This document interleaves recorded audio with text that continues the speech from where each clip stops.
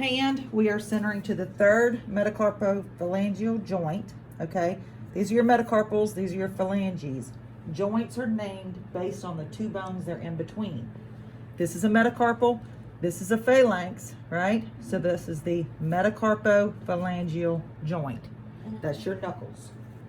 All right, so third for the PA hand, your positioning is correct. When you're doing tabletop work, you have to make sure that your lines are matching up on all four corners. So if you open up your collimation, see that little etching there? It needs to match up to those etchings on all four sides, okay? Before she put her hand down?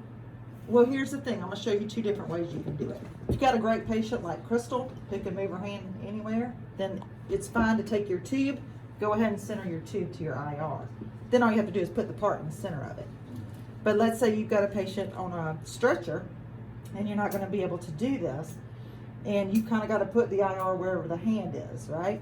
So let's say Crystal's hand, she comes in and she's like this and she's broke her elbow and she can't straighten her arm out. Then in that situation, you would put the part kind of centered. Look at your little etchings on the side. Do the best you can to kind of put the part, and I'm gonna let you lean over. Make sure that wrist is nice and flat. It's in a straight line with the hand. Then you can move your tube over.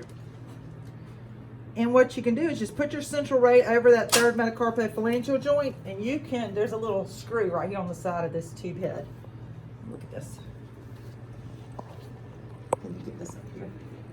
This little screw right here, if you just unscrew that, it allows your tube head to move in different directions. So then you can turn the tube head,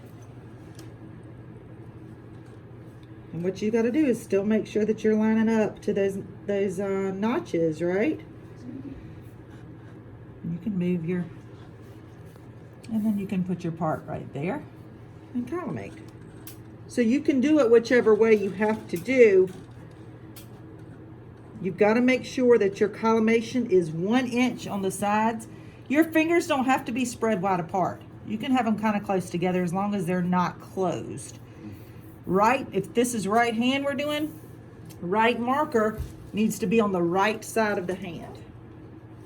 Put it down by the wrist because that's the smaller area, so you have more light down there. So do y'all see what I just did? So I worked with the patient. Got to include the wrist, so make sure that your light field is coming at least 1 inch proximal, which is closer to the point of attachment. Your light field is coming 1 inch past those carpal bones. Let me do this. Let me slip your glove off. Now, so that way y'all can see the knuckles. And this light's coming down through her wrist. Okay, that's a PA hand.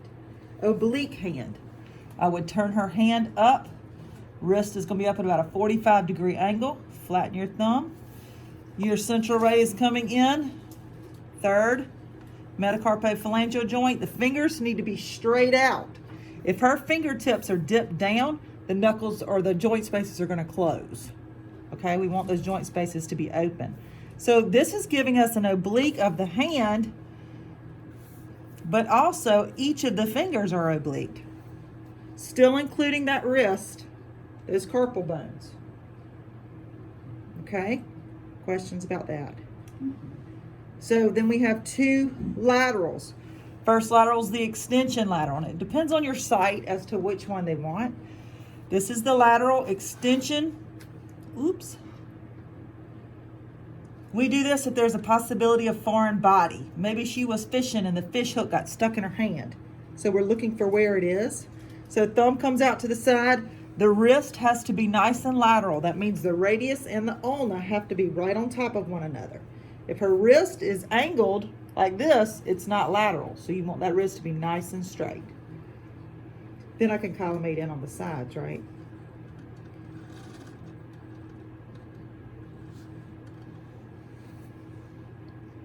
Extension lateral. Next is the fan lateral. This is the routine lateral that we do. So what we do is I always start out with this extension lateral first, And then for the fan, they have to separate each finger. So you pull the pinky back a little bit, and then each of the fingers are going to be truly lateral, and then bring the thumb out. So you look at your shadows on your IR. Do you see each digit separated? If you have one digit on top of another, see the shadow? That's not going to be true lateral. You have to have them all separated.